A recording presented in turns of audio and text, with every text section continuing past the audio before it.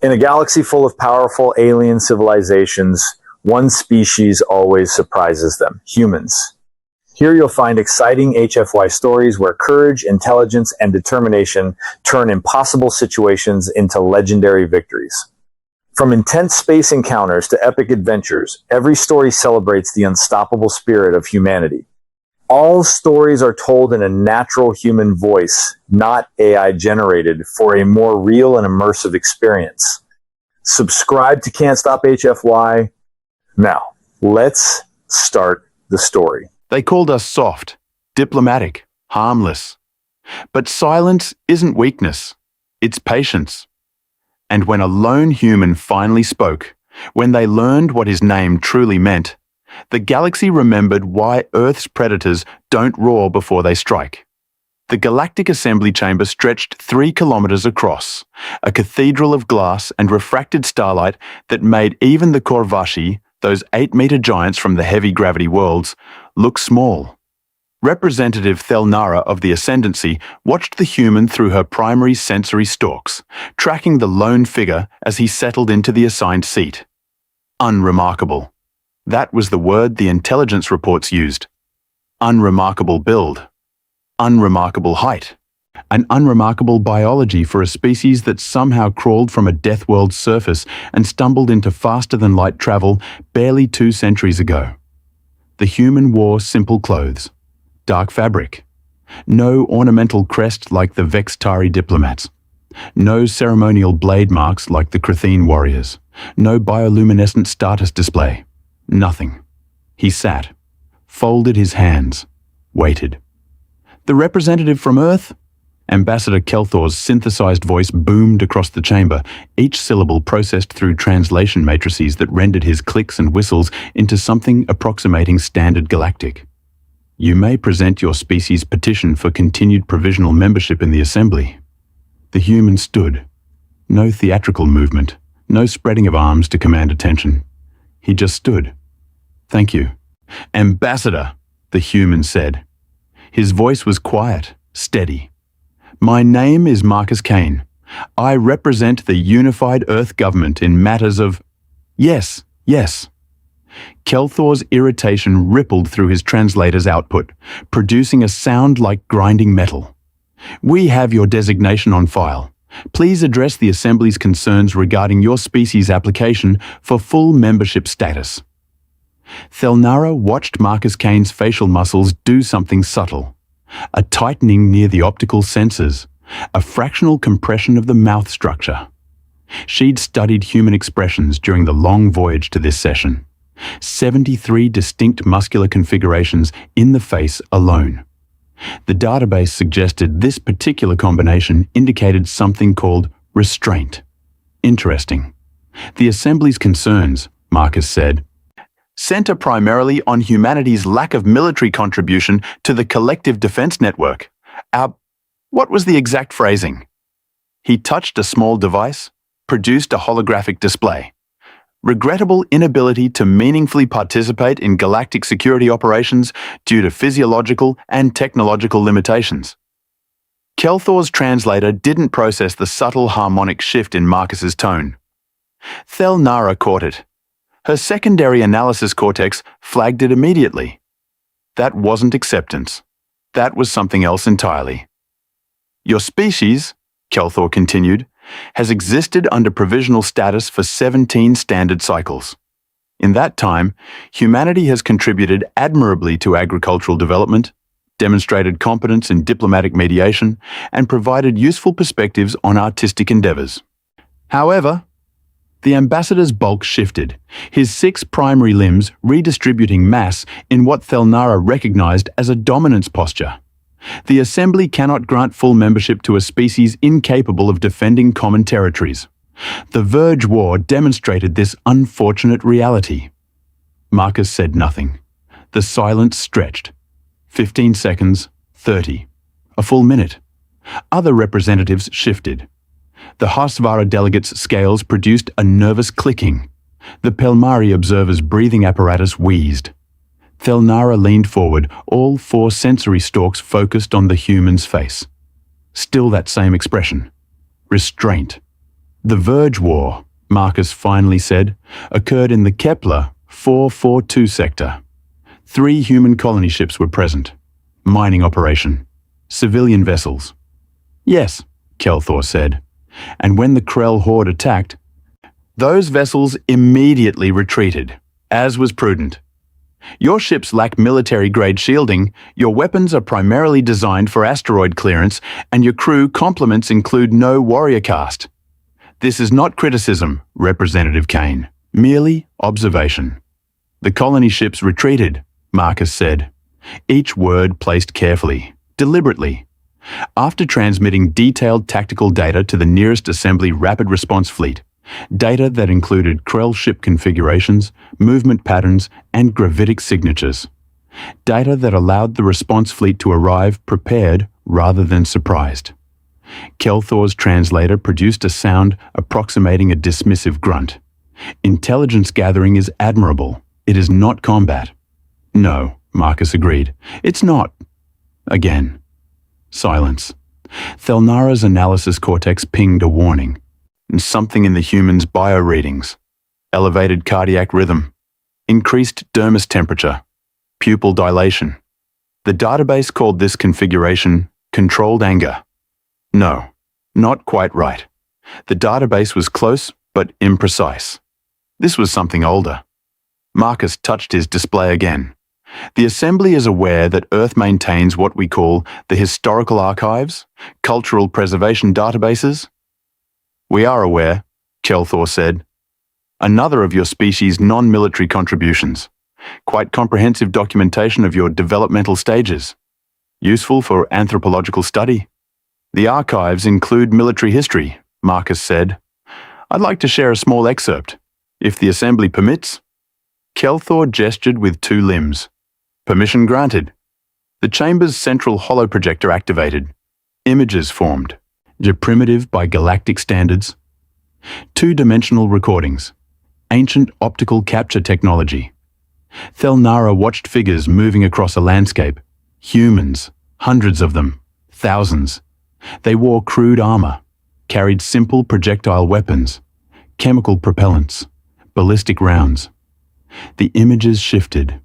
Different landscape, different era. Same species, more humans, different armor, different weapons. Same fundamental pattern. War. Earth's recorded history, Marcus said, his voice still quiet, still controlled, spans approximately 12,000 years of written documentation. Archaeological evidence suggests organized conflict extends back at least 40,000 years. These images represent a tiny fraction, 0.1%. The holo display cycled faster, more battles, more weapons, and more humans dying in countless variations of organized violence. Swords, spears, arrows, guns, bombs, chemical weapons, biological agents, nuclear devices. Marcus listed them like reading a grocery list. No emotion, no inflection. We fought each other for resources, for territory, for ideology, for revenge, for reasons we forgot before the wars even ended. Thelnara felt her tertiary heart accelerate. We are aware of humanity's violent history, Kelthor said. Most species pass through similar developmental stages. You are unique only in how recently your global conflicts occurred. The Assembly views this as concerning, not commendable. I'm not commending it, Marcus said. The display shifted again. Different images now. Humans in formal clothing, seated at tables, signing documents. 317 years ago, Marcus said, humanity experienced what we call the consolidation. Every major nation-state on Earth agreed to dissolve sovereign military forces and create a unified defensive structure. Not because war became impossible, because we made a choice. A wise choice, Kelthor acknowledged. As I said, diplomatic maturity. We didn't choose peace because we were good at it, Marcus said. Something in his tone changed. Fractional shift. Barely detectable. Thelnara's primary analysis cortex screamed a warning. We chose peace, Marcus continued, because we were too good at the alternative. The chamber went quiet. Marcus gestured. The holo display changed one more time. Numbers now. Casualty figures. Death tolls spanning millennia. Our last global conflict killed 92 million humans in 6 years. The one before that killed 70 million. We developed weapons capable of extinguishing all complex life on our planet's surface. Multiple times. We built delivery systems. We aimed them at ourselves. He paused. And then we stopped. Kelthor's translator produced a confused harmonic. Stopped? We didn't stop because we couldn't build more weapons, Marcus said. We stopped because we realized what we were. And what? Kelthor asked. Were you? Marcus looked directly at the ambassador. Direct eye contact. The database said humans used this to establish dominance or sincerity. Sometimes both. Dangerous, Marcus said. The word hung in the air. The Assembly, Kelthor said slowly, views humanity as non-threatening. Your petition states Earth maintains only defensive capabilities. Your fleet composition consists primarily of transport and research vessels. Our military doctrine, Marcus interrupted, the first time he'd done so, is called sufficient deterrence. We maintain enough force to make aggression against human territories costly, not enough to threaten our neighbors. We chose this deliberately. Then you admit, Kelthor said, your species lacks the capability for full military partnership. No, Marcus said. I admit we chose restraint over capacity. Thelnara watched the humans' hands. They remained folded, relaxed, no aggressive posturing, no threat display. But something about the stillness felt wrong. Predator stillness, her threat assessment cortex whispered. The kind that comes before strike behavior.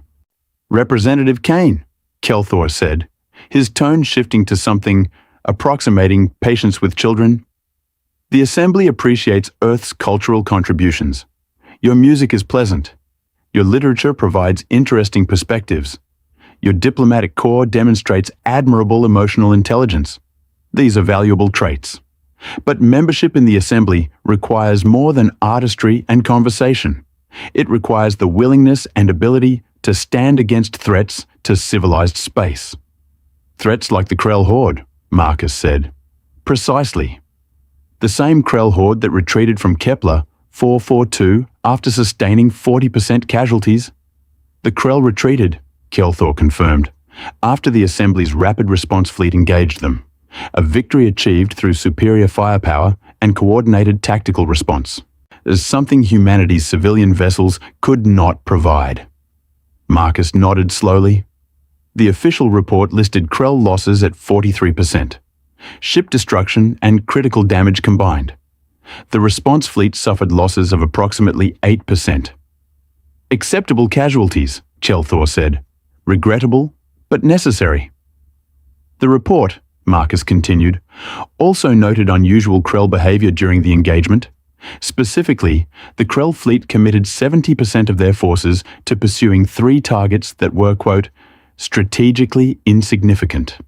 The 3 human colony ships. Thelnara's analysis cortex pinged again. Warning escalating.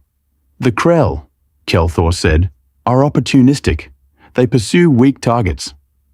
They pursued those specific weak targets, Marcus said, for 47 minutes, through 2 defensive perimeters, into a crossfire position that cost them 9 capital ships. The tactical analysis flagged this as aberrant behavior suggesting possible communication failure or command structure breakdown. Your point, Representative Kane? Marcus was quiet for 3 seconds. 5. 10. Then, the colony ships weren't retreating. Thelnara felt something cold move through her sensory network. They were leading. The chamber's ambient noise dropped. Conversation stopped. Attention focused. The Krell, Marcus said, are predators. Apex species from a high-gravity world with extreme territorial aggression patterns. They respond to prey flight behavior with pursuit instinct. Basic predator psychology. He touched his display. New data appeared. Flight trajectories. Chronological timestamps. Velocity calculations. The colony ships transmitted tactical data, yes. They also transmitted continuous distress signals, exaggerated damage reports, falsified engine failure notifications. They painted themselves as crippled prey. Kelthor's massive form went still. And when the Krell committed 70% of their fleet to the pursuit, Marcus continued, his voice still quiet, still controlled, those supposedly crippled colony ships led them directly into overlapping fire lanes from the assembly response fleet, who arrived exactly when and where they needed to be because the colony ships had been calculating Krell pursuit patterns for 47 minutes and adjusting their flight path accordingly. Silence. Complete silence. The colony ships, Kelthor said slowly, were unarmed civilian vessels. Yes, Marcus agreed. With no military training. The crews were miners, engineers, agronomists. Then how? They were human, Marcus said. And there it was again. That subtle thing in his voice. That shift that Thelnara's database couldn't quite categorize. Pride, maybe. Or warning. We're good at running, Marcus said. We evolved doing it. Persistence hunters. We don't run because we're weak. We run because we're patient, because we understand that the predator who strikes first doesn't always strike last. He pulled up another image. Ancient, crude, a human figure running. Behind it, some kind of large animal. Our ancestors, Marcus said, hunted prey that was bigger, stronger, and faster than we were. Do you know how? No one answered. We ran them to death, Marcus said. We followed them, for hours. For days. We didn't stop. We didn't quit. We just kept coming, kept pushing. The prey would run until its muscles failed, until its heart gave out, until it collapsed from exhaustion. The image shifted.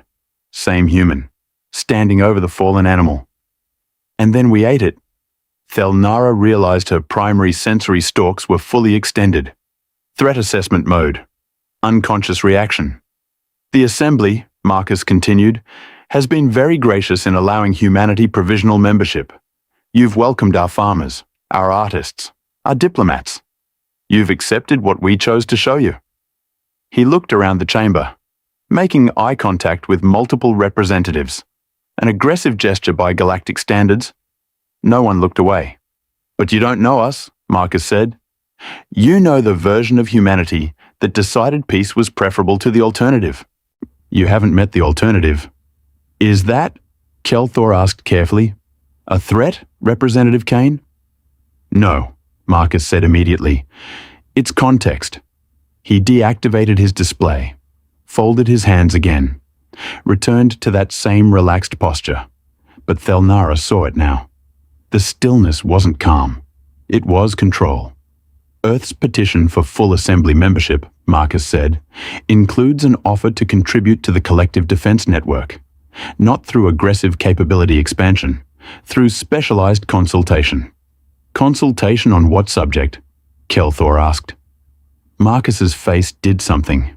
A small movement, subtle. The database called it a smile. It wasn't happy. We'd like to offer expertise, Marcus said, in asymmetric warfare, unconventional tactics, psychological operations, endurance-based strategy. Things we learned during our 12,000 years of continuous practice. The smile widened, fractionally. Things we're very, very good at. Thelnara watched Kelthor process this. The ambassador's bulk shifted again. Different posture now. Not dominance, uncertainty. The assembly will, Kelthor said carefully, take your offer under advisement. Of course, Marcus said. Take all the time you need. He sat down. The session continued. Other petitions, other representatives, standard procedural matters. But Thelnara couldn't focus on any of it. Her analysis cortex kept replaying the human's words, his tone, his carefully controlled stillness. 3 hours later, the session ended. Representatives dispersed. Thelnara made her way toward the diplomatic quarters, her mind churning through implications. She almost missed him. Marcus Kane, standing alone near one of the observation ports, looking out at the stars. Thelnara approached. Careful, non-threatening posture. "Representative Kane," she said, her translator rendering her chemical signals into audible speech. "I am Thelnara, Ascendancy Intelligence Division. I wonder if I might ask you something?" Marcus turned. That same controlled expression. "Of course. Your presentation today," Thelnara said. "The historical data, the analysis of the Kepler 442 incident, it was very comprehensive. We believe in thorough preparation." "Yes," Thelnara said. "I noticed, but I'm curious about something specific." Marcus waited. "Your name," Thelnara said. "Marcus Kane. I researched human naming conventions. Marcus is derived from Mars, your ancient war deity. And Kane..." She paused. Kane references an old story. A brother who committed the first murder." Marcus's expression didn't change. "Is it common," Thelnara asked, "for human diplomats to carry names associated with violence and death?" For the first time since she'd observed him, Marcus Kane's controlled expression cracked. "Not much, just enough." He laughed. Quiet, brief, almost a whisper. "No," he said, "not common." "Then why?" "Because," Marcus said, looking back out at the stars, "when humanity decided to pursue peace, we didn't forget what we were. We just decided what we'd be instead." He turned back to her. "My parents gave me this name as a reminder of what humans can be, what we were, what we chose not to be anymore." "And if you're forced to remember?" Thelnara asked. Marcus was quiet for a long moment. "Then the galaxy will learn," he said, "and why Earth's predators don't roar before they strike." He nodded politely, walked away. Thelnara stood alone at the observation port, watching his retreating form, and felt something she hadn't experienced in decades of intelligence work. Genuine fear. Not of what the human had said, of what he hadn't. Thelnara filed her report at 0300 station time, couldn't sleep, kept seeing Marcus Kane's face. That smile that wasn't happy. She marked it priority flagged, sent it directly to Ascendancy High Command. They'd ignore it. Probably. Intelligence analysts flagged concerning patterns all the time. Most amounted to nothing. Paranoia refined into career advancement. But she'd done her job. 2 days later, everything changed. The attack came during sleep cycle. Proximity alarms screaming through the station's neural network. The Thelnara jerked awake, all 4 sensory stalks extending automatically, flooding her consciousness with data. Krell. Not a raiding party, not a probe, a fleet. 47 capital ships, twice that many support vessels. They'd dropped out of FTL 30 million kilometers from the assembly station. Close, dangerously close. FTL calculations that precise required either incredible luck or detailed navigational data. The Krell didn't believe in luck. Thelnara pulled on her tactical harness and ran for the command center. Corridors packed with representatives, diplomats screaming into communicators, security personnel trying to establish order while preparing for evacuation. The command center was chaos. Ambassador Kelthor dominated the space, his massive bulk hunched over tactical displays. "Status!" he roared. "And Krell fleet advancing," the tactical officer reported. She was Vex Tari, young. Her bioluminescent patterns flickering panic yellow. Velocity 0.73 standard. Projected intercept in 43 minutes. Assembly defense grid? Active. But command, they outnumber us 3-1. The station's shields can't... "I didn't ask for your assessment," Kelthor snapped. "I asked for status. Where is the rapid response fleet?" "En route, 12 hours out." 12 hours. They had 43 minutes. Thelnara moved to her console, started running probability matrices, numbers that didn't care about politics or hope, just physics and firepower. Survival probability, 4%. She ran it again. Different variables, same answer, 4%. "Evacuate non-essential personnel," Kelthor ordered. All civilian representatives to the transport bay. Security personnel to defensive positions. Activate all weapon systems and prepare... Ambassador. The voice was quiet, calm, completely out of place in the screaming chaos. Everyone turned. Marcus Kane stood in the doorway. He wore the same simple clothes, same unremarkable appearance. But something about his posture had changed. Subtle shift, weight distribution, center of gravity. Thel Nara's threat assessment cortex pinged. Combat stance. Representative Kane, Kelthor said. You should be in the evacuation bay. No, Marcus said. I shouldn't. He walked to the tactical display, studied it.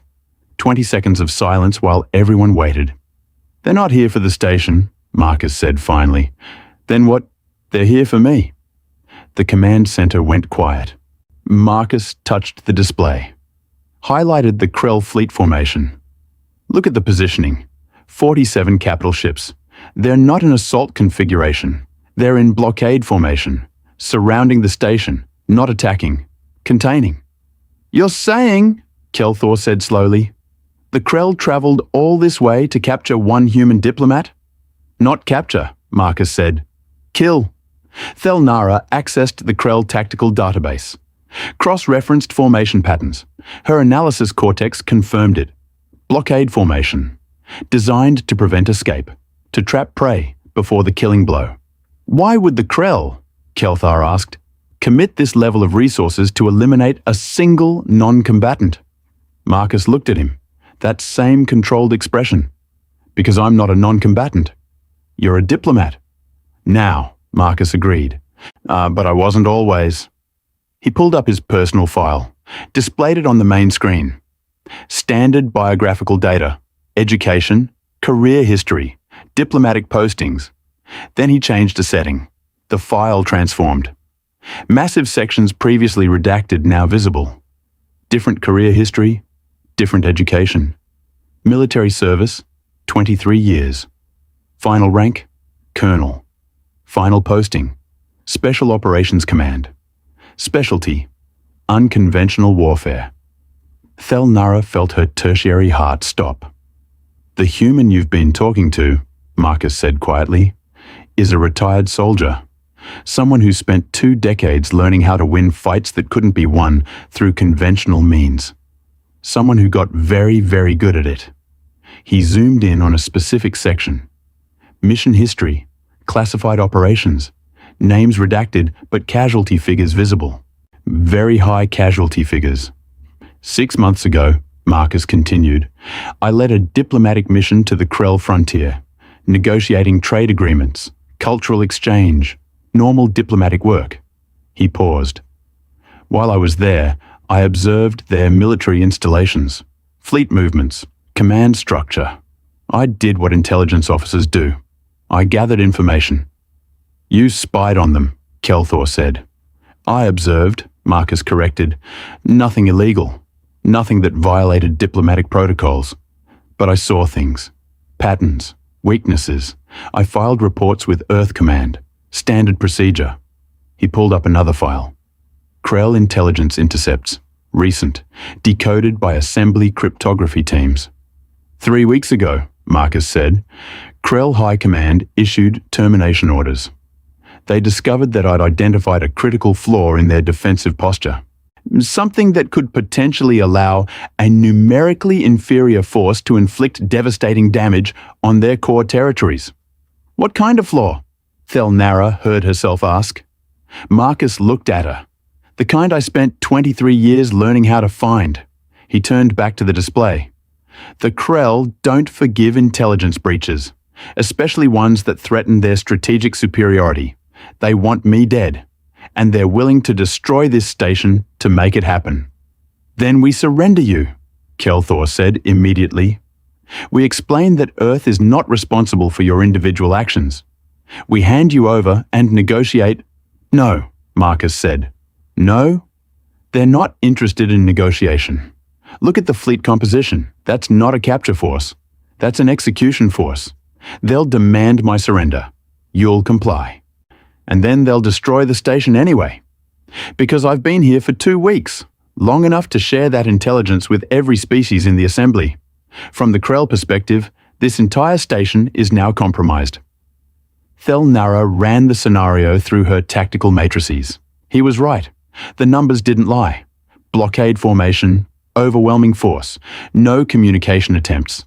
This wasn't a diplomatic incident. This was extermination. Then what? Kelthor demanded.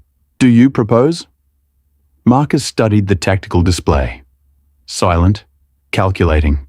How many functional transport ships in the evacuation bay? He asked. 17, the tactical officer reported. Capacity for approximately 3,000 individuals. Total station population is 4,200. Munitions depot? Level 7, standard defensive ordnance. It's nothing that could damage capital ships. Manufacturing facilities? Basic fabrication. Why, communication arrays? Full spectrum, military-grade encryption. Marcus nodded slowly. Kelthor, I need you to order immediate evacuation. Non-essential personnel first. Diplomatic corps, administrative staff, anyone without tactical training. That will take hours we don't have. It'll take 37 minutes if you start now. The Krell won't attack for 43 minutes. They're waiting, giving us time to panic, to make mistakes. That's their doctrine. Psychological warfare before physical engagement. You seem very certain. I wrote a paper on it, Marcus said. Long time ago, Krell Tactical Psychology and its application to unconventional warfare scenarios. 20,000 words. Got me promoted to major. He pulled up the evacuation protocols, started assigning ships, populations, routes. You, however, Marcus continued, looking at Kelthor, are staying. I need your command authority. For what purpose? To do something very stupid that might save everyone's life. Kelthor's translator produced a sound approximating disbelief. You have a plan. I have an idea, Marcus corrected.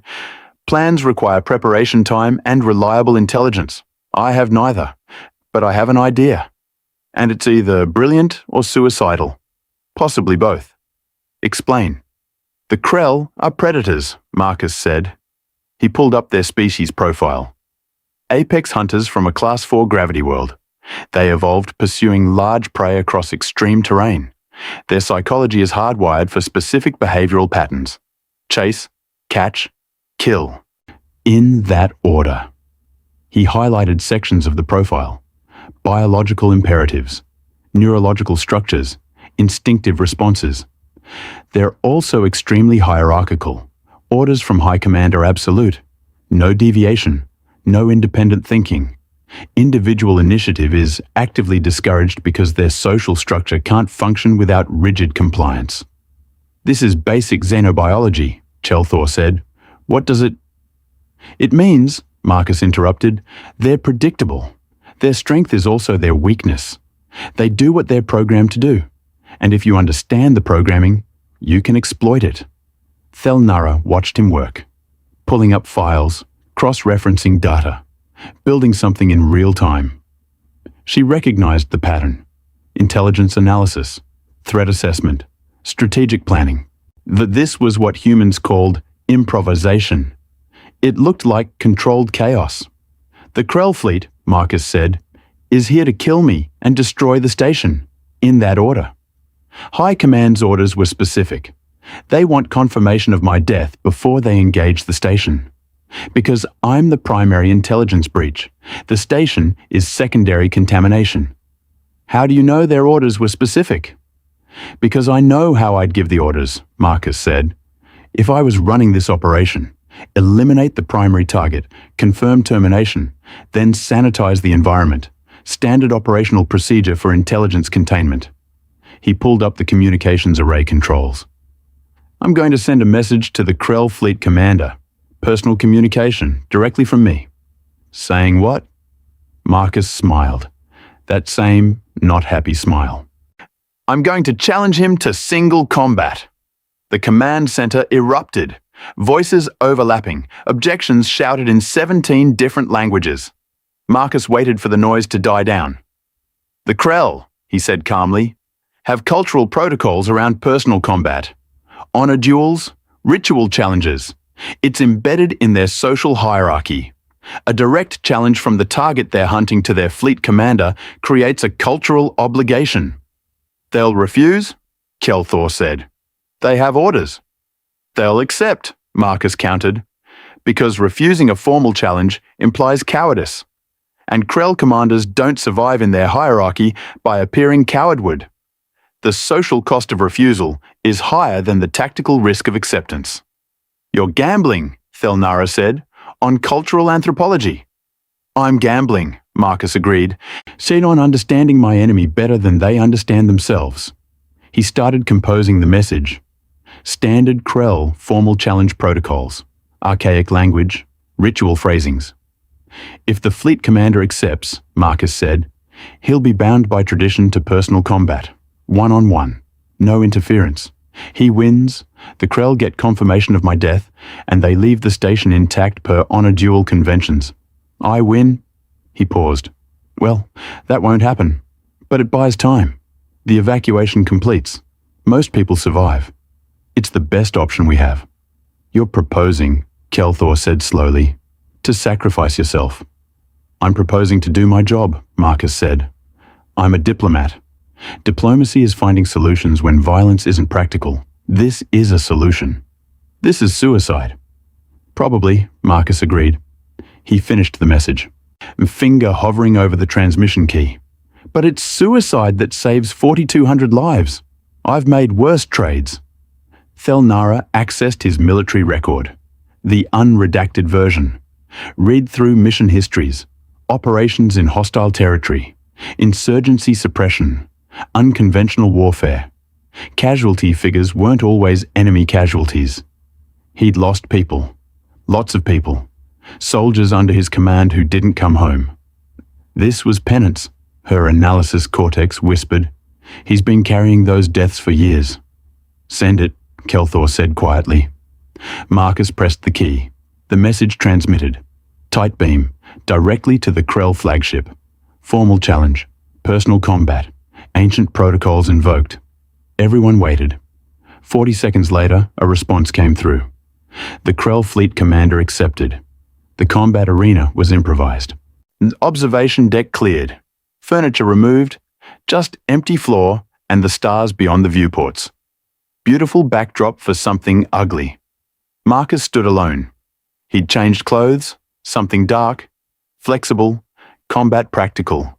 His hands were empty, no weapons. The Krell commander, war leader Kreshatar, materialized via transport beam.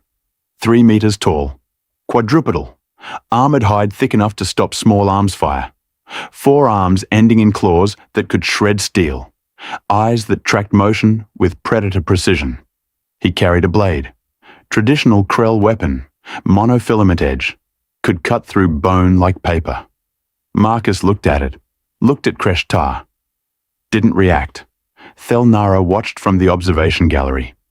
She'd refused to evacuate, claimed intelligence gathering responsibility. Really, she just needed to see how this ended. So human? Kreshatar said, his voice processed through a translator that rendered his subsonic growls into standard galactic. You challenged me. This is either courage or madness. Probably both, Marcus said. Kreshatar circled. Slow, deliberate, sizing up his prey. You know I will kill you. You'll try. You are unarmed. I am, Marcus agreed. I have killed 87 enemies in personal combat. I believe it. Kreshatar stopped circling. Confusion rippled through his translator's output. You do not beg. You do not request mercy. Why? Marcus was quiet for 3 seconds. Then, because I'm not here to win. Then why accept death? I didn't say I'd lose, Marcus said. I said I'm not here to win. There's a difference. Before Kreshatar could respond, Marcus moved. Not toward the Krell commander. Toward the wall. But he grabbed something. A piece of removed furniture. Metal rod. Structural support. Half his height. Heavy. Improvised weapon. Kreshatar laughed. Deep. Rumbling. You think that will save you? No, Marcus said. I think it'll make this interesting. The Krell commander charged. Thelnara's combat analysis cortex tracked the movement. Kreshatar moved like avalanche, overwhelming force, 4 limbs providing stability and power. The blade swept up, aimed for Marcus's torso. Killing blow. Clean. Honorable. Marcus wasn't there. He'd moved. Sideways. Fast. Faster than his biology suggested he should be capable of. The blade passed through empty air. Kreshatar's momentum carried him forward. Off balance. Just slightly. Marcus swung the metal rod. It connected with Kreshatar's forward limb. The joint, where armor plates met flesh. Kreshatar roared. More surprise than pain, he spun. Blade coming around in a backhand sweep. Marcus dropped. Flat. Rolled. The blade missed by centimeters. He came up behind Kreshatar. Swung again. Same target. Same joint. This time, Kreshatar anticipated it. Caught the rod with one free arm. Ripped it from Marcus's hands. Threw it across the deck. Marcus didn't try to retrieve it. Just backed away. Creating distance. You move well, Kreshatar said. For prey. You telegraph, Marcus replied. For a predator. Kreshatar attacked again. Different pattern this time. Feint with the blade. Real attack with the claws. Trying to herd Marcus into a corner. Marcus let himself be herded. Backed toward the viewport. Watching. Waiting. Kreshatar closed the distance. Blade raised. Victory imminent. Marcus grabbed an environmental suit helmet. Someone had left it on a shelf. He threw it. Not at Kreshatar. At the floor. Between them. It shattered. Pieces scattered. Kreshatar's forward momentum carried him over the debris. His claws seeking purchase on smooth floor found fragments instead. He slipped. Fractionally. Marcus was already moving. Not attacking. Repositioning. Creating new angles. Thelnara realized what she was watching. Marcus wasn't trying to hurt Kreshatar. He was trying to tire him, to frustrate him, to make him angry. Classic persistence hunter tactics. Don't fight the stronger enemy directly. Make them chase. Make them waste energy. Wait for mistakes. Kreshatar realized it too. His attacks became more aggressive, less controlled, swings wider, movements faster, burning energy. Marcus just kept moving, dodging, rolling, always creating distance. Never committing to engagement. 5 minutes passed. 10, 15. Kreshatar was breathing hard. His movements slower. Armor that evolved for extreme gravity wasn't designed for extended aerobic activity in standard atmosphere. Marcus looked tired, sweating, but still moving at the same pace. "Stand still!" Kreshatar roared. "No," Marcus said. Another charge, this one desperate. Kreshatar abandoned technique, just raw aggression, trying to corner Marcus through pure force.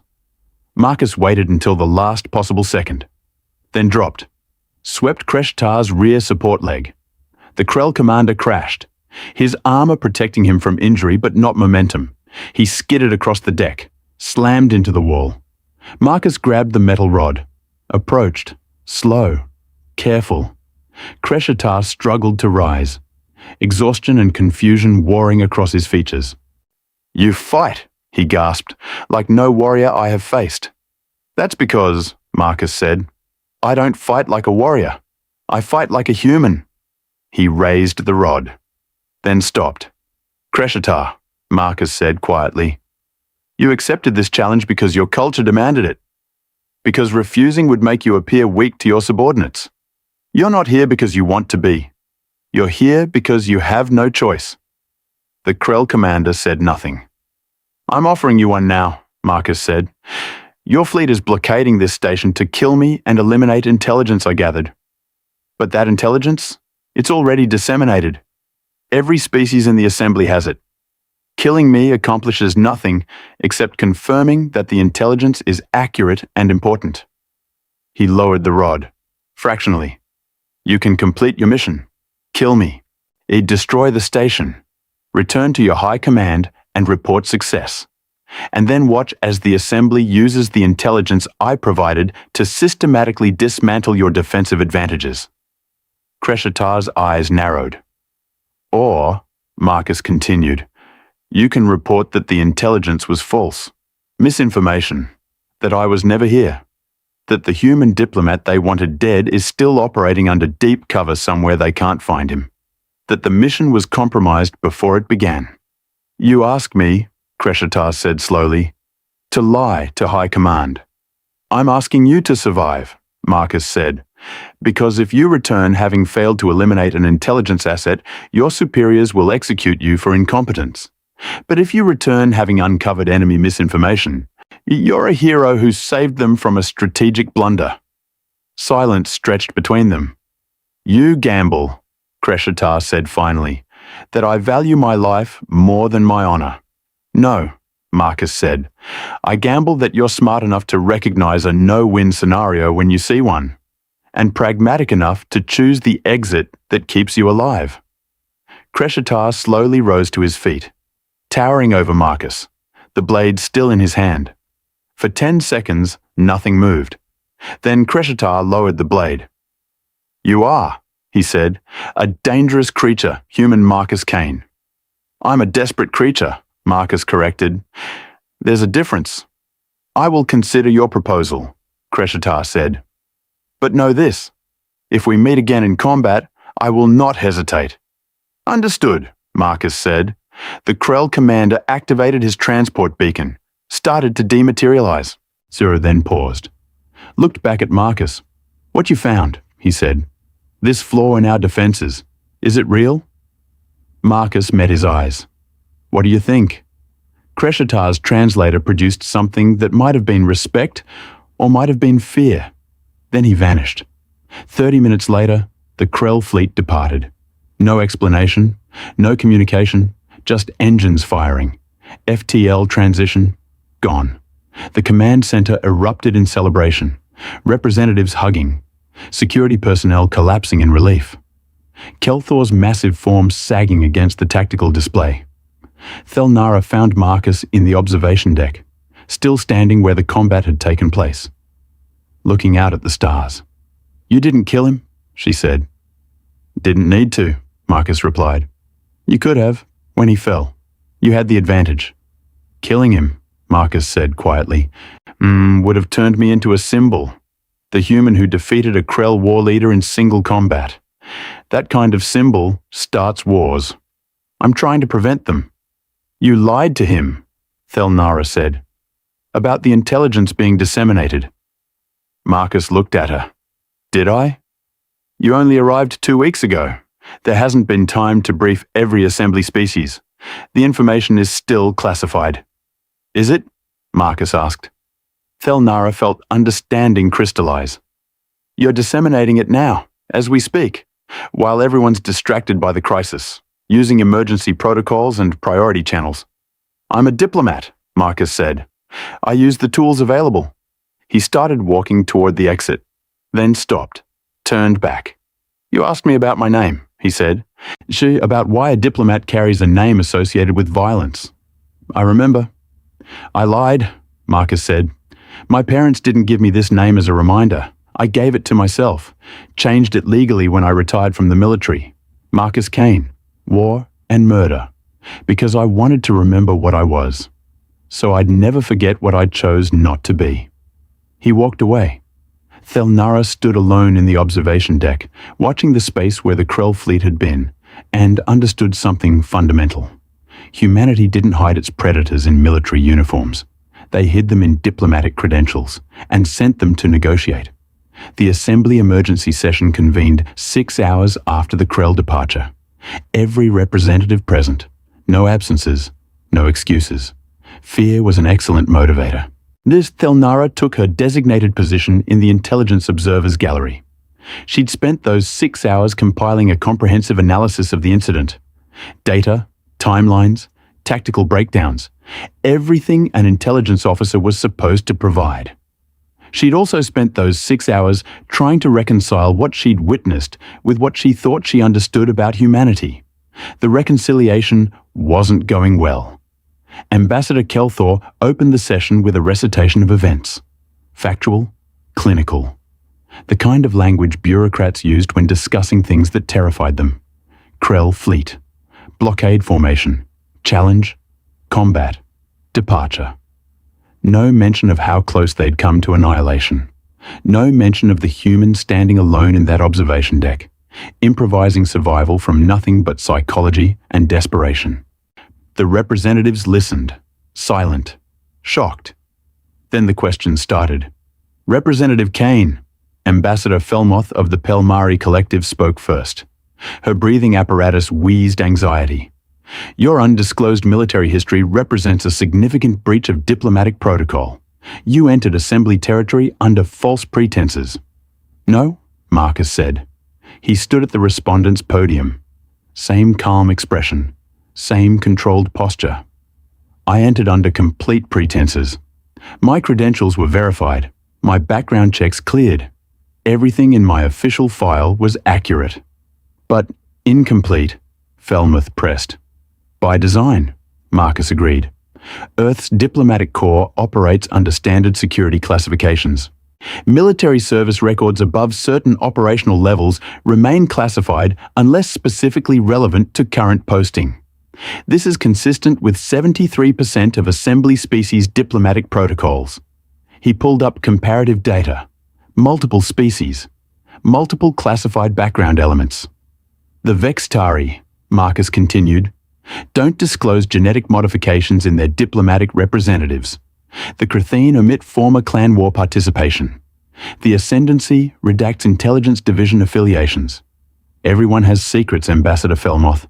The question isn't whether secrets exist, it's whether they're weaponized. You weaponized yours, Felmoth said, against the Krell.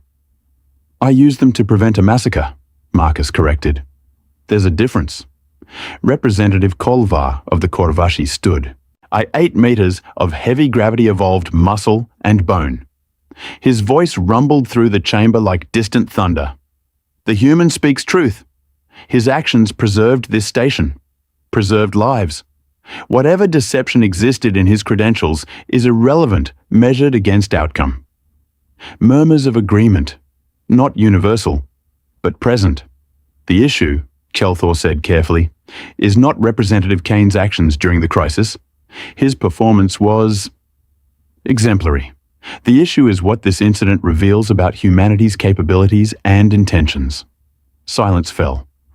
We welcomed Earth into Provisional Assembly membership, Chelthor continued, under the assumption that humanity represented a peaceful, diplomatically oriented species. Limited military capacity. Cultural emphasis on cooperation and consensus. These assumptions shaped our integration policies, our security protocols, our strategic planning. He gestured toward Marcus. We now discover that Earth's diplomatic representatives include individuals with extensive special operations training, combat veterans with classified mission histories, intelligence operatives capable of identifying strategic vulnerabilities in potential adversary defenses. Chelthor's bulk shifted. Dominance posture again, but different this time. Not aggressive, defensive. What else? He asked. Don't we know about humanity? Marcus was quiet for 5 seconds. 10, 15, then, you want the truth? We demand it, Chelthor said. Okay. Marcus pulled up a file. Earth's complete military structure. No redactions, no classifications. Everything visible. This is Earth's unified defense force, he said. Total active personnel, 473 million individuals. Fleet composition, 18,000 vessels ranging from patrol craft to capital ships. Defensive installations on 73 worlds and stations. Annual military budget approximately 8% of gross planetary product. Numbers filled the display. Ship specifications, weapons systems, personnel training protocols. The chamber went absolutely silent. 473 million, Ambassador Felmoth whispered. That's a standing army larger than most species' total populations. It's less than 1% of Earth's population, Marcus said. We maintain minimal force-to-population ratios specifically to avoid appearing militaristic. Minimal? Kolvar rumbled. Your species fields more soldiers than the entire Corvashi warrior caste. The Corvashi, Marcus said, have a population of 900 million across 4 worlds. Earth has 14 billion across 137 colonies. Scale matters. He pulled up comparative data. Military to population ratios. Earth's was, in fact, among the lowest in the assembly. We're not hiding an invasion force, Marcus said. We're maintaining proportionate defensive capability. The reason you didn't know these numbers is because you never asked.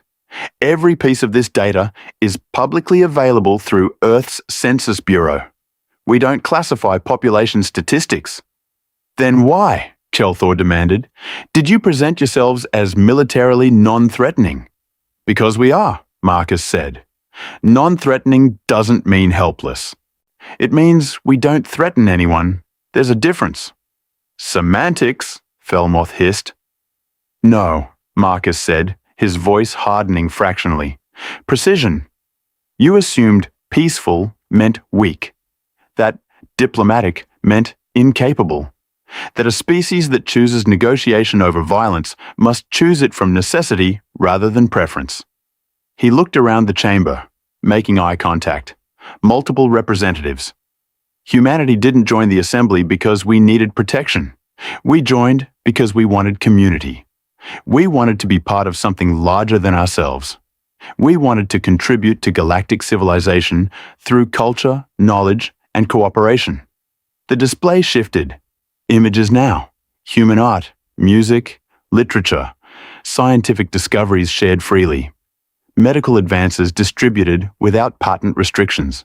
In agricultural techniques that had increased food production on 17 assembly worlds. These are our contributions, Marcus said. This is what we chose to offer. Not weapons, not soldiers, not tactical intelligence, culture, knowledge, progress. And yet, Kelthor said, when threatened, you revealed military capabilities we didn't know existed. When threatened, Marcus corrected, I used the training I had to protect people I'm responsible for. That's not revealing hidden capabilities. That's doing my job. Your job, Felmoth said, as a diplomat or as a soldier? Marcus smiled. That same, not happy smile. The lines blur sometimes. Thelnara watched the representatives process this, watched their confusion, their fear, their recalculation of assumptions. They'd thought humanity was safe, harmless. A species of farmers and artists who stumbled into the galactic community through luck and persistence. Now they were learning different. Representative Kane, Ambassador Kelthor said slowly, I'm going to ask you a direct question. I expect a direct answer. Okay. Is Earth a threat to the Assembly? Silence. Complete silence. Every eye, every sensor, every attention focused on Marcus Kane.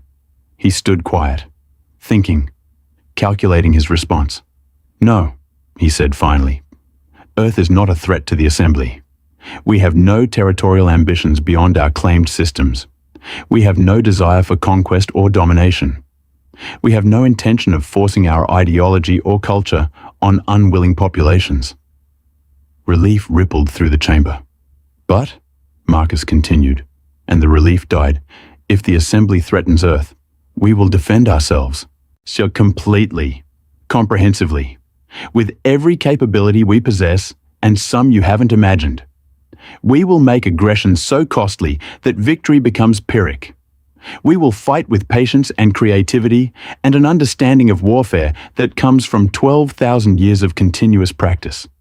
And we will win, not because we're stronger, but because we're better at being desperate. The words hung in the air like smoke. That's not a threat, Marcus said. That's a promise. We're peaceful. We're cooperative. We're diplomatic. But we're not victims. And anyone who mistakes our preference for peace as inability to wage war will learn exactly why humanity managed to survive on a death world long enough to reach the stars. He deactivated the display, folded his hands. Was that direct enough, Ambassador? Kelthor didn't answer immediately. Just couldn't.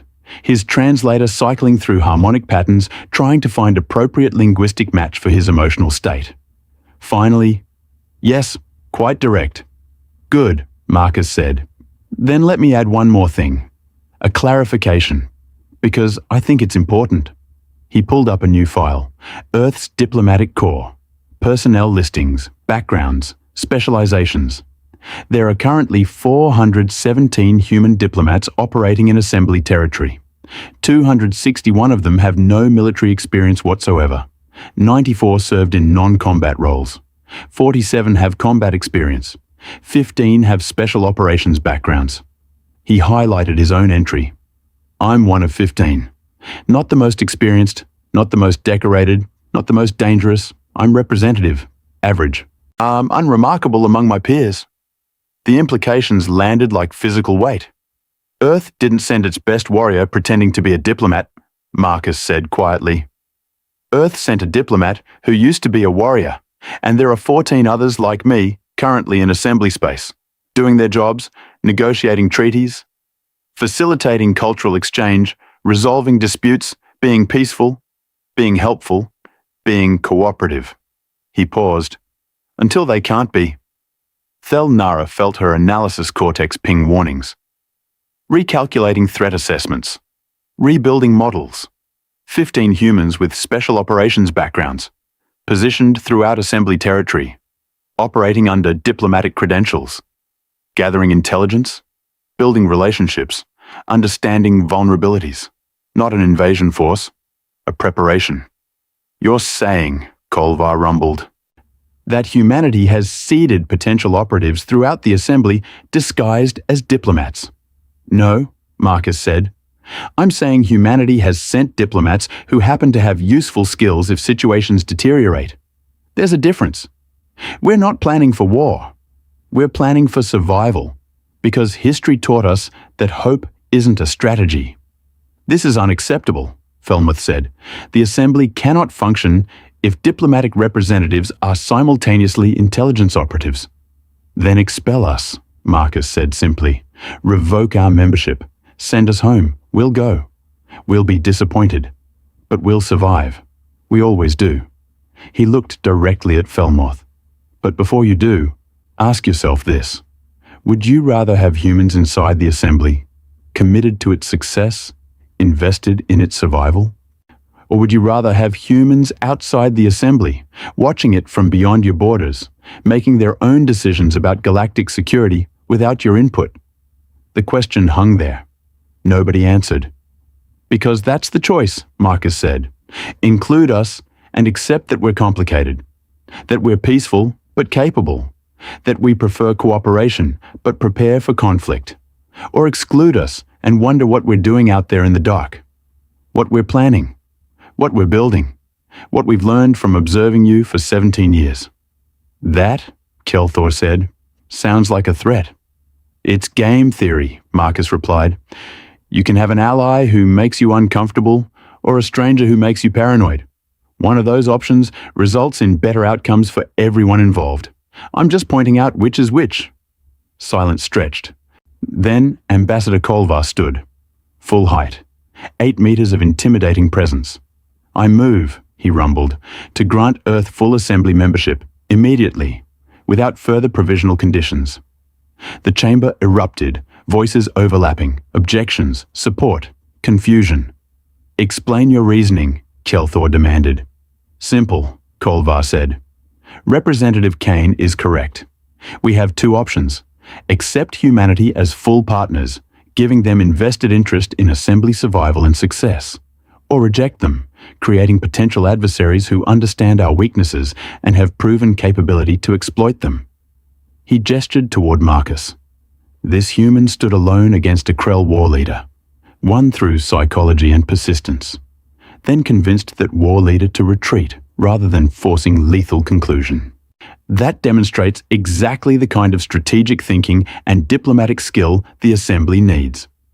He also concealed his military background, Felmoth protested. As do 93% of Pelmari diplomats, Kolvar countered. Your species maintains the highest ratio of intelligence operatives in diplomatic service of any assembly member. You don't get to object to Earth doing the same thing. Felmoth's breathing apparatus wheezed indignation, but produced no counter-argument.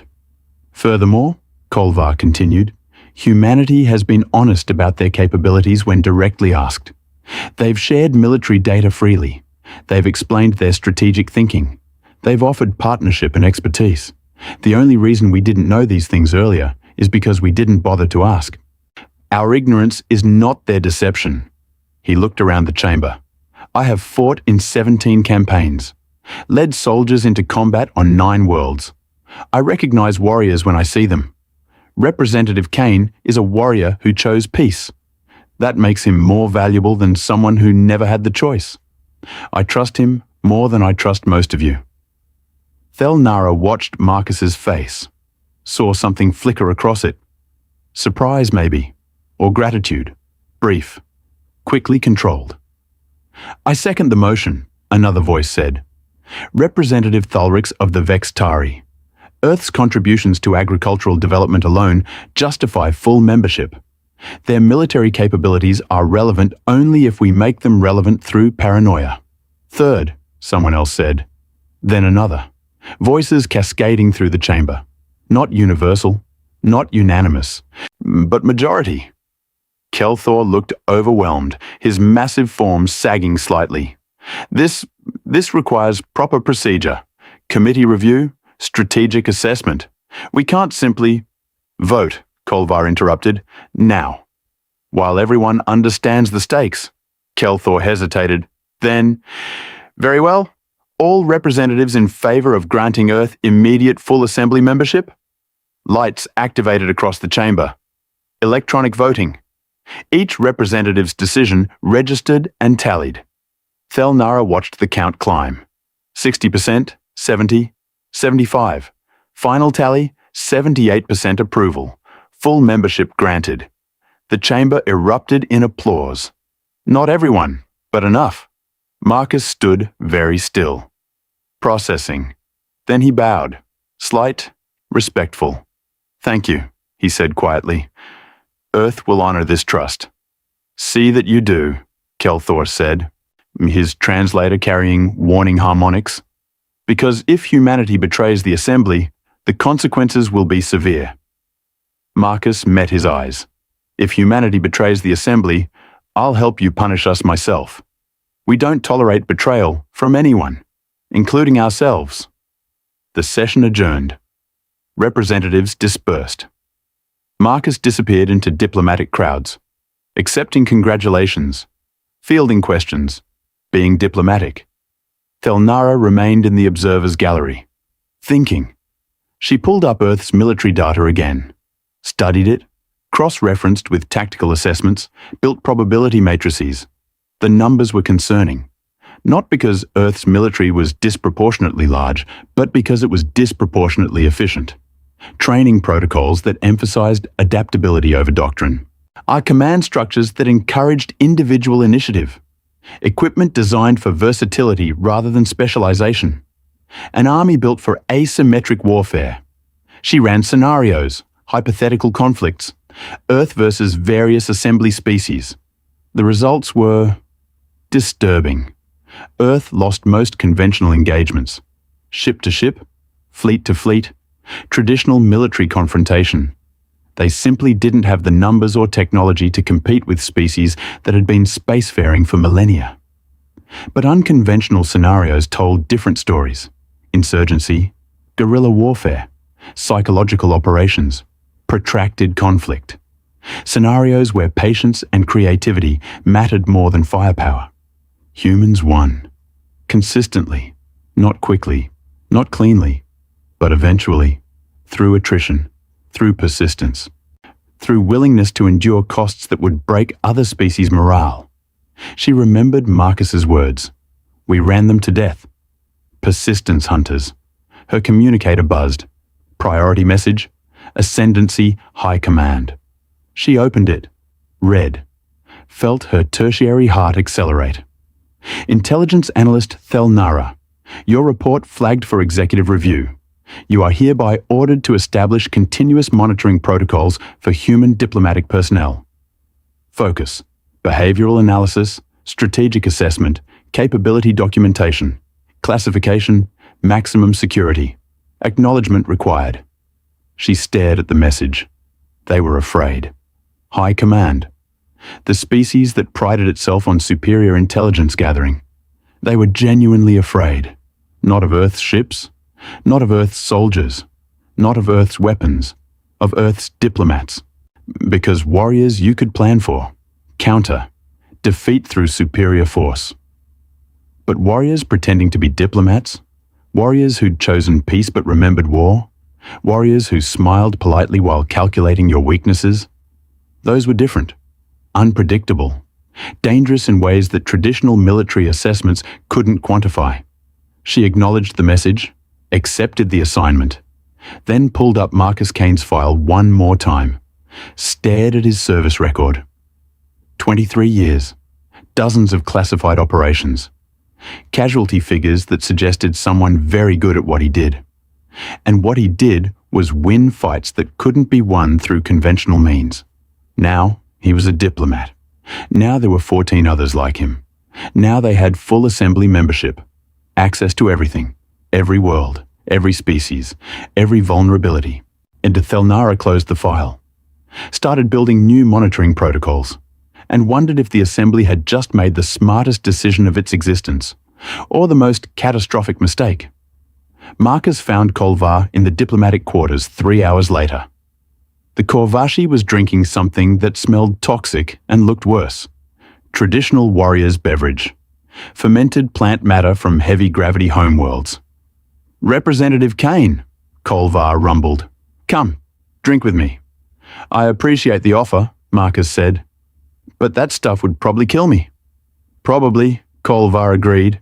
He poured a smaller cup. Different liquid. "This won't. Human-compatible fermentation. Your people call it whiskey, I believe." Marcus took it, sipped. Decent. Not great, but decent. "You didn't have to speak for Earth," Marcus said. "In the session. You put your credibility on the line." "My credibility," Kolvar said, "is built on 20 years of combat experience. I know warriors. I know killers. I know the difference."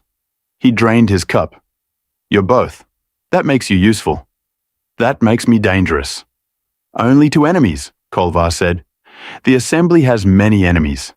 Having dangerous friends is preferable to having dangerous strangers." Marcus smiled. Actually smiled. Small, but genuine.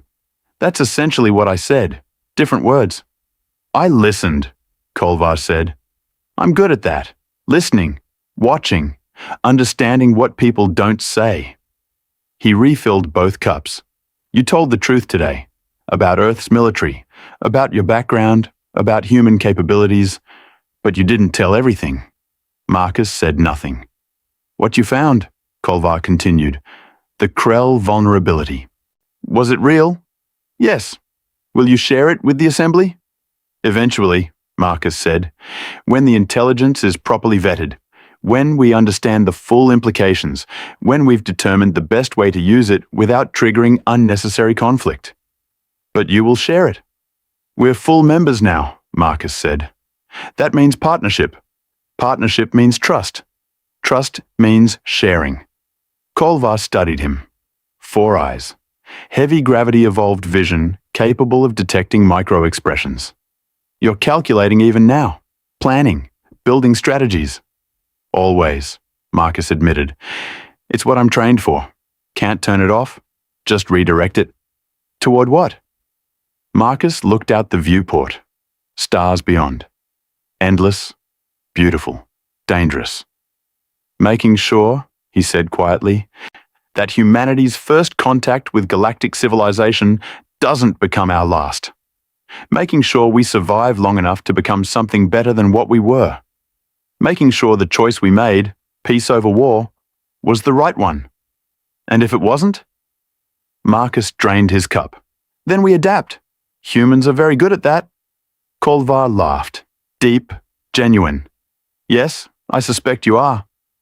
They drank in silence for several minutes. Then Kolvar said, "Your name?" "Kane. I researched it. First murderer in your species' mythology. Killed his brother. Marked by divinity. Wandered forever." "You did your homework," Marcus said.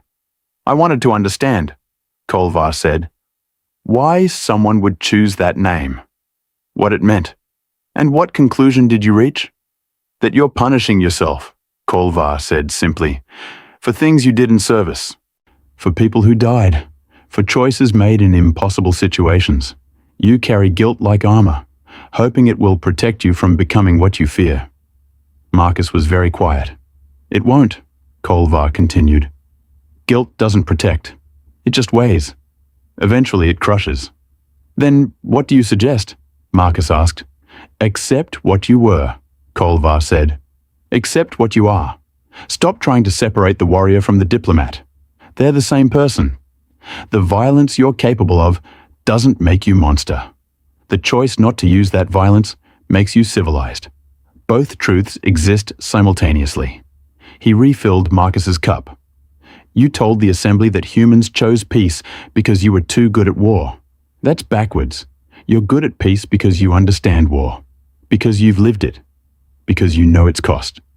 Anyone can choose peace from ignorance. Choosing it from knowledge, that takes courage.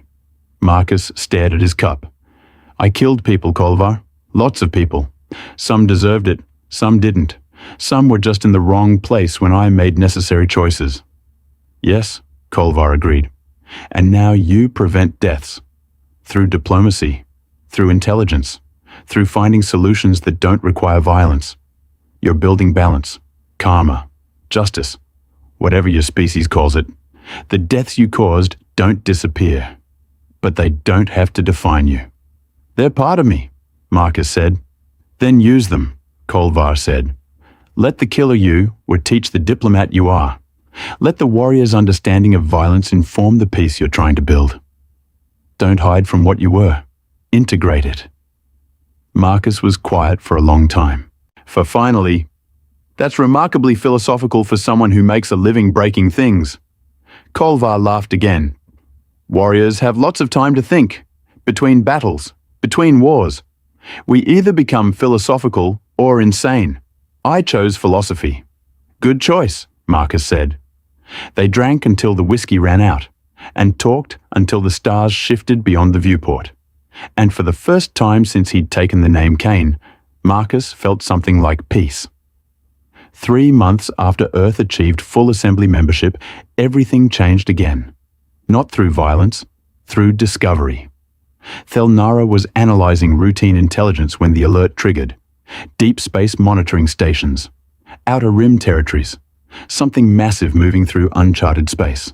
On trajectory calculations suggested it would intersect assembly territory within 6 standard months. She pulled up the data. Enhanced. Cross-referenced.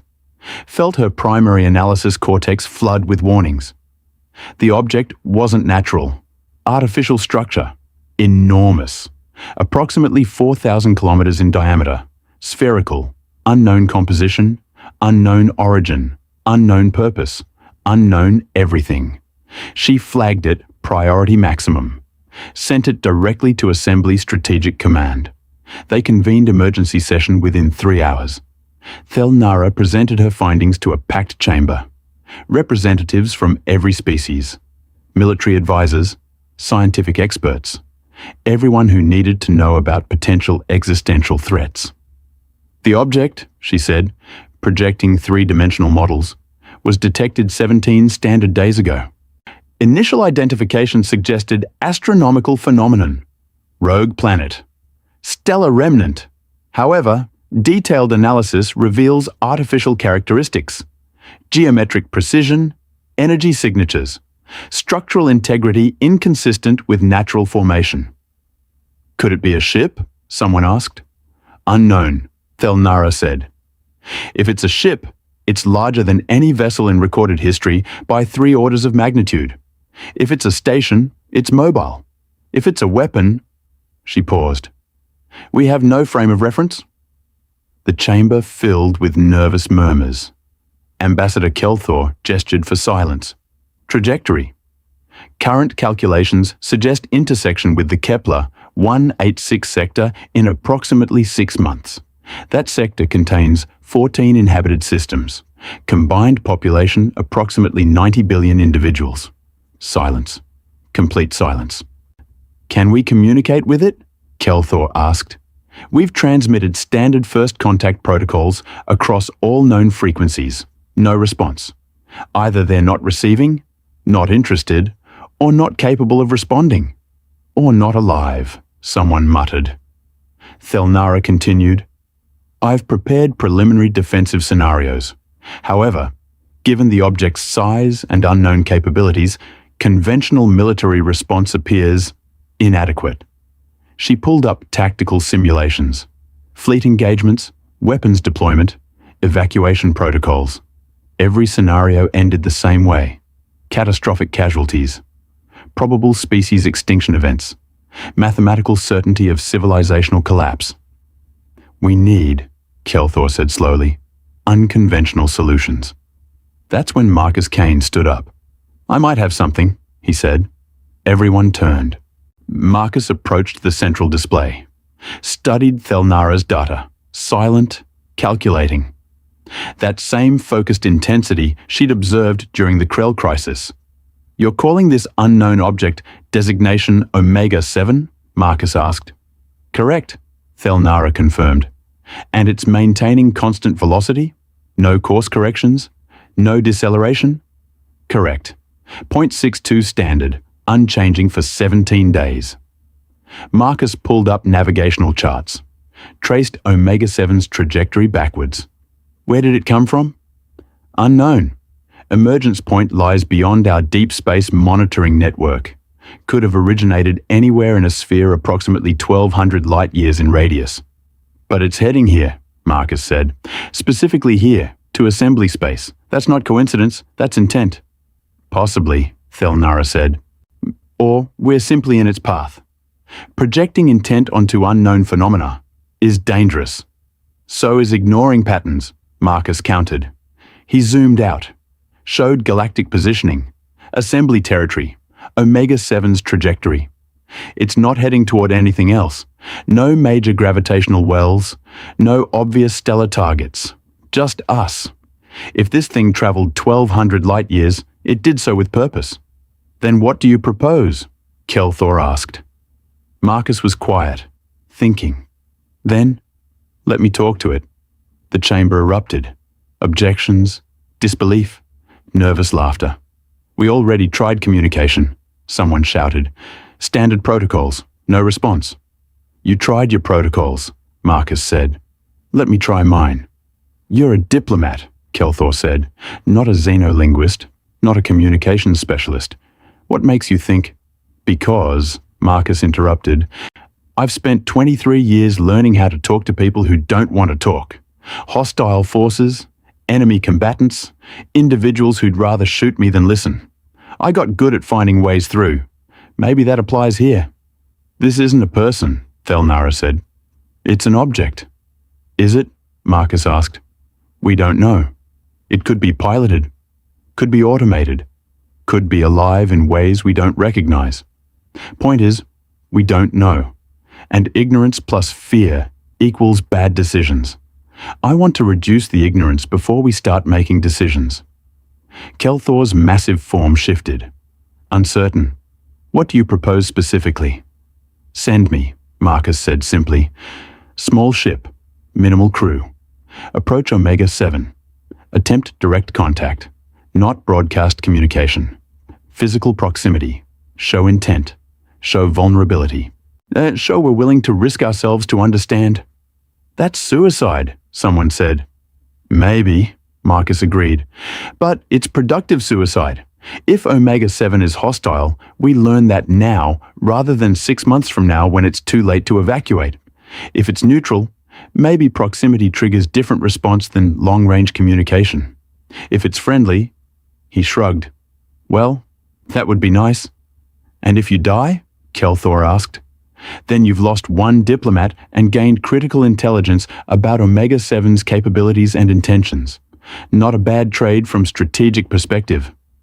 The brutal honesty silenced objections. I volunteered to accompany him, another voice said. Everyone turned again. Kolvar, standing at full height, 8 meters of conviction. Representative Kane is correct, the Koravashi said. We need information. Proximity provides information. I have combat experience across 17 campaigns. If this becomes hostile encounter, having warrior present increases survival probability. By how much? Someone asked. 0.03%, Kolvar said. But that's better than zero. Marcus smiled. I appreciate the optimism. I'm also volunteering, Thelnara heard herself say. Everyone stared, including Marcus. You're intelligence analyst, Kelthor said, not field operative. I'm trained observer, Thelnara countered. Specialized in behavioral analysis and threat assessment. If Omega-7 exhibits any behavioral patterns, I'm qualified to recognize and document them. My presence provides analytical capability the mission requires. What she didn't say, she'd spent 3 months watching Marcus Kane, learning his patterns, and understanding his methods. She wanted to see how he handled the truly unknown, wanted to witness what happened when human improvisation met something beyond all parameters. Call it scientific curiosity. Call it professional interest. Call it the same instinct that made her refuse evacuation during the Krell crisis. She needed to see this. Marcus studied her, assessing. You understand the risk?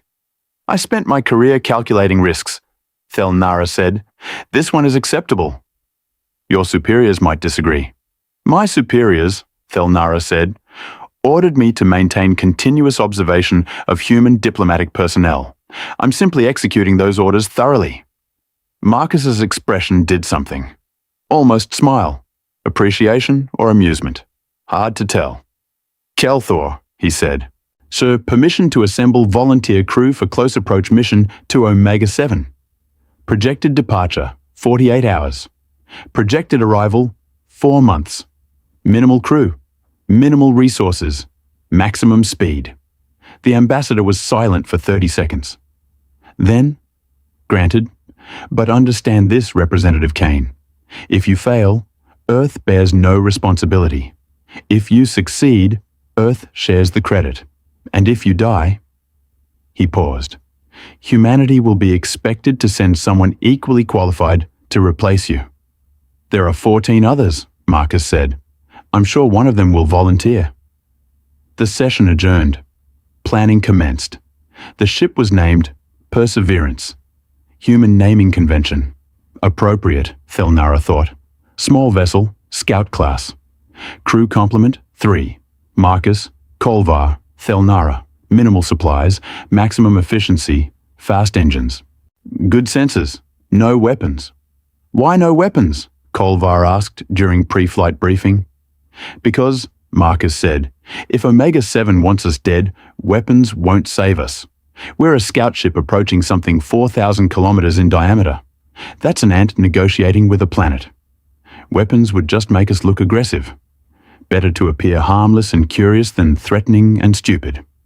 They launched 72 hours after the emergency session. Standard assembly departure protocols. Minimal fanfare. Just 3 volunteers heading towards something that might kill them, or might ignore them, or might reveal secrets that changed everything. Thelnara had never been on extended space deployment. Her work was analysis, offices, databases, safe environments. This was different. Small ship, close quarters, recycled air. In nothing between her and vacuum except metal and hope. She hated it. She also found it exhilarating. Marcus proved to be methodical, organized. He established routine immediately. Sleep schedules, meal times, exercise protocols, maintenance checks. Everything structured, predictable. You're building ritual, Thelnara observed 1 week into the journey. I'm building sanity, Marcus corrected. Long deployment in confined space breaks people. Not through dramatic events, through boredom and routine. Our brains weren't designed for this. We need structure, patterns, things to organize our time around. Humans evolved on planetary surface, Thelnara said. Open spaces, variable environments. You're adapted for chaos, not containment. Exactly, Marcus said. Which is why I need rules. External structure compensates for internal instability. It's basic psychology. Kolvar spent most of his time exercising. Heavy gravity physiology required constant activity to maintain muscle density. He'd built improvised training equipment from cargo straps and structural components. Pushed himself for hours daily, working through forms and movements Thelnara didn't recognize. Warrior meditation, Kolvar explained when she asked. Physical movement, repeated patterns, empties the mind, prepares the body. Old traditions from homeworld, practiced before combat. We're not going into combat, Thelnara said. Probably not, Kolvar agreed. But preparation is preparation. Better to be ready and not need it than need it and not be ready. Thelnara spent her time analyzing data, Omega-7's trajectory, energy signatures, and structural composition based on sensor scans, building models, testing theories, trying to understand what they were approaching. Nothing made sense. The object was too large, too perfect, too geometrically precise. Natural formation couldn't produce these characteristics. But artificial construction at this scale suggested technological capacity far beyond anything in assembly records. Someone built this thing. Someone with resources and knowledge that dwarfed current galactic civilization. Where were they now?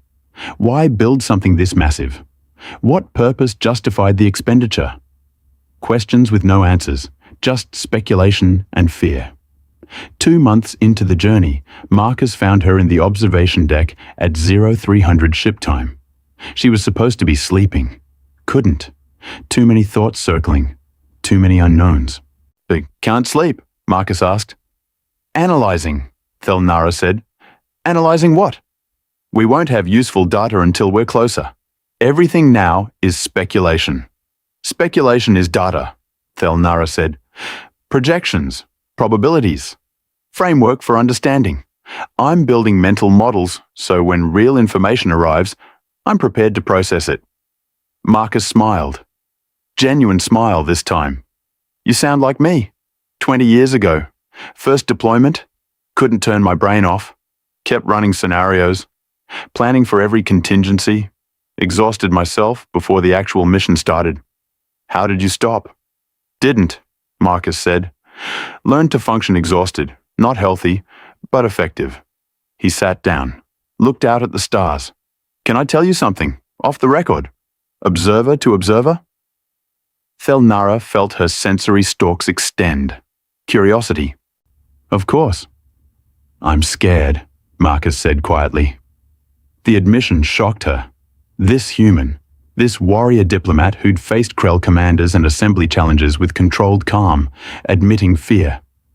Why tell me? She asked. Because you need to know, Marcus said. In case things go badly, in case I have to make decisions under pressure, you'll need context for understanding those decisions. And that context starts with, I'm scared. I don't know what we're flying toward. Don't know if it's safe or dangerous or somewhere between. Don't know if I'm leading us to discovery or death. He was quiet for several seconds. But I'm here anyway. Because being scared doesn't mean being stopped. Means being careful, being thoughtful, being prepared. Fear is information. It tells you stakes are real. Consequences matter. That's useful if you don't let it paralyze you. How do you prevent paralysis? Thelnara asked. Do the next thing, Marcus said simply. Don't think about the whole mission. Don't project final outcomes. Just identify the next concrete action and execute it. Then identify the next one. Build chain of small decisions. Eventually, you reach the end. Either successfully or not. But you reach it. Thelnara processed this. That's remarkably simple. Simple isn't easy, Marcus said. Especially when the next thing might kill you. But it's all we have. Complexity is luxury. When you're scared, stick to simple. They sat in silence, watching stars, feeling ship vibrations, existing in shared uncertainty. Can I ask you something? Thelnara said finally. Sure. Why volunteer? You already proved yourself. During Krell crisis. Assembly granted full membership. Your job is done. Why risk it? Marcus was quiet for a long time. Then, because I need to know if the choice was right, What choice? Peace, Marcus said. Humanity choosing diplomacy over violence, choosing cooperation over competition. We made that choice collectively, decided it was the better path, but we never really tested it, never faced something that required we prove peace was more than just cowardice dressed up as philosophy. He looked at her. If Omega-7 is hostile, if it's threat we can't negotiate with, if violence becomes necessary, then our choice might have been wrong, might have been survival instinct misidentified as moral growth. I need to know, before I spend the rest of my life pretending to be something humanity isn't. And if violence is necessary? Thelnara asked. Then I'll do it, Marcus said simply. And I'll live with it. Again. The honesty was jarring. No pretense, no diplomatic deflection, just raw truth. You're very strange, Thelnara said. Marcus laughed. Yeah, humans are. We contain contradictions. Want peace, but prepare for war. Value life, but practice death. Love connection, but survive alone. We're walking paradoxes trying to function like coherent species. Does it work? Sometimes, Marcus said. We're still here. That counts for something. 4 months after departure, they arrived. Omega-7 filled the viewports. Massive. Overwhelming. 4,000 kilometers of perfect geometric construction. Metallic surface. No visible seams. No obvious structures. Just smooth sphere catching starlight and reflecting it in patterns that hurt to observe. Sensor readings, Marcus said. His voice controlled. Professional. But Thelnara heard the tension underneath. Minimal energy signature, she reported. Surface temperature approximately 300 Kelvin. No radiation output, no electromagnetic activity, no... She paused. Recalibrated. Ran diagnostics. No gravitational distortion. What? Kolvar rumbled. Object that size should create significant gravity well. It should, Thelnara confirmed. It doesn't. Gravitational influence is approximately 0.003 standard, equivalent to small asteroid. Not sphere 4,000 kilometers in diameter. This violates known physics. Marcus studied the readings. Mass shielding, exotic matter, unknown technology. All possible, Thelnara said. All equally impossible based on current understanding. Scan for entry points, Marcus said. Doors, hangars, anything suggesting access. They searched for 6 hours. Nothing. Perfectly smooth surface. No variations. No openings. Try communication again, Marcus ordered. Thelnara transmitted. Standard first contact protocols. Mathematical sequences. Cultural greetings. Desperate pleas. No response. Bring us closer, Marcus said. How close? Kolvar asked. Until something happens. They approached. Slow. Careful. 100 kilometers. 50. 20. 10. Nothing changed. Omega-7 remained passive. Silent. Inert. 5 kilometers. 1 kilometer. 500 meters. Still nothing. I'm going outside, Marcus said suddenly. What? Thelnara's sensory stalks retracted. Shock. That's the only option left, Marcus said. We came here to communicate. Communication requires connection. Maybe physical presence triggers response? Or kills you, Kolvar said. Probably, Marcus agreed. But we need to know. He suited up. Standard EVA equipment. Minimal protection. No weapons. Just human and hope. Thelnara watched him cycle through airlock. Watched him activate maneuvering thrusters. Watched him drift toward Omega-7's surface like leaf toward ocean. 100 meters. 50. 20. Marcus extended his hand. Gloved fingers reaching towards the sphere. Contact. And everything changed. The surface rippled. Liquid metal flowing around Marcus's hand. Pulling him. Not aggressive, gentle, deliberate. Drawing him inside. Marcus! Thelnara screamed. Report! Static. Interference. Communications severed. Then, I'm okay. I'm inside. His voice. Distorted. Strange, but present. What do you see? Kolvar demanded. Everything, Marcus whispered. Silence, 20 seconds, 40, 60. Then Marcus spoke again. Different tone, awed, terrified, changed. It's not a ship, it's not a station, it's... He paused, searching for words. It's an archive, a library, contains information from thousands of species, histories, technologies, cultures, everything, preserved, protected. Protected from what? Thelnara asked. From us, Marcus said quietly. From civilizations that destroy themselves before they reach maturity. This is repository. Backup. In case we fail. In case we don't make it. Someone. Something. Built this to preserve what might be lost. The implications crashed through Thelnara's consciousness. The builders, she whispered. Where are they? Gone, Marcus said. Long gone. Millions of years. They reached technological transcendence, left physical form. But before they did, they built this, left it, programmed it to collect information from emerging civilizations, to preserve what they created, to give them chance at continuity, even if they self-destruct. How do you know this? Kolvar asked. It's showing me, Marcus said. Direct neural interface. Downloading understanding. His voice cracked. It's beautiful and terrifying.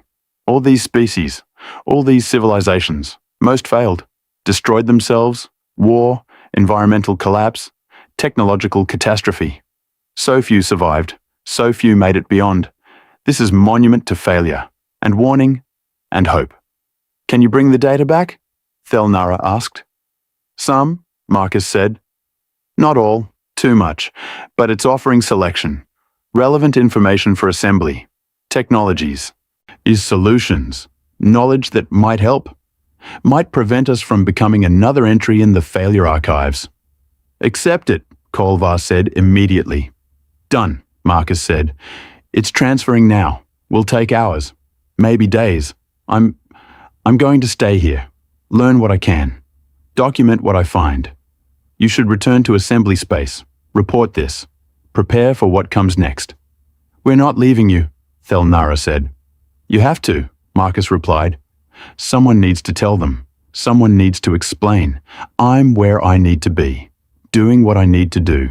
You need to do the same. He was right. Thelnara hated it. But he was right. We'll return, she said, with proper research team, scientific experts, linguists, historians. We'll document this properly. Good, Marcus said. Tell them humanity was right. The choice was right. One Piece is the only path that works. Violence is evolutionary dead end. The archive proves it. Every failed species, every extinct civilization, they all chose violence eventually. The ones that survived, the ones that transcended, they chose different path. His voice carried something new, relief, validation, peace. Marcus, Thelnara said. Thank you. Thank you, Marcus replied, for trusting me, for volunteering, for being here. I needed witnesses, needed people to confirm this is real. Not delusion, not hope dressed as discovery. Real. You gave me that. Perseverance departed 12 hours later. Marcus remaining behind, alone with archive, learning, documenting, finding answers to questions humanity had carried for millennia. 4 months return journey. Thelnara spent it compiling reports and analyzing data fragments Marcus had transmitted, building framework for understanding. They arrived at assembly station to chaos. News of Omega-7 had spread. Panic. Preparation. Evacuation plans. Thelnara's report changed everything. Not threat, gift, archive, repository. Knowledge from extinct civilizations offered freely to those who survived long enough to find it. The assembly sent research teams, dozens of ships, scientists, historians, linguists, experts from every species, all converging on Omega-7, all seeking understanding. Marcus remained there for 6 months, coordinating research, facilitating access, becoming intermediary between ancient intelligence and contemporary civilization. When he finally returned, he was different, quieter, more certain, less conflicted. Thelnara met him in the arrival bay. "Hey, how are you?" Marcus smiled. Real smile, genuine. "I'm good, actually good. First time in years." "You found answers?" "I found proof," Marcus said, "that the choice was right, that peace works, that humanity's path is viable. The archive contains histories of 17,000 species. 347 survived to transcendence. All of them, every single one, chose peace eventually. The ones who didn't are extinct. Mathematics doesn't lie. So humanity is on the right path. Humanity is on a path," Marcus corrected. "The right one. But paths require walking. We still have to do the work. Still have to make the choice every day. Still have to prove we're serious." He looked around the station. Assembly species mixing, cooperating, building something larger than themselves. "But I think we can do it," he said. "I think we will." 3 weeks later, the assembly held formal ceremony. Earth's full membership reaffirmed. Marcus Kane recognized for exceptional service, awarded honors from 17 species. He accepted graciously, made appropriate speech, thanked appropriate people. But Thelnara saw something in his eyes. During the ceremony, during the celebration, relief, validation, permission to stop punishing himself for what he'd been, permission to become what he chose. The warrior who became diplomat, the killer who became peacemaker, the human named for first murderer who helped prove peace was possible. Marcus Kane, standing silent and alone in galaxy that finally understood. Silence wasn't weakness. It was patience. And when humans finally spoke, when they revealed not teeth but tools, not violence, but vision, the galaxy learned something fundamental. Earth's predators didn't roar before they struck, because they weren't striking anymore. They were building, and that was infinitely more dangerous, infinitely more powerful, infinitely more human.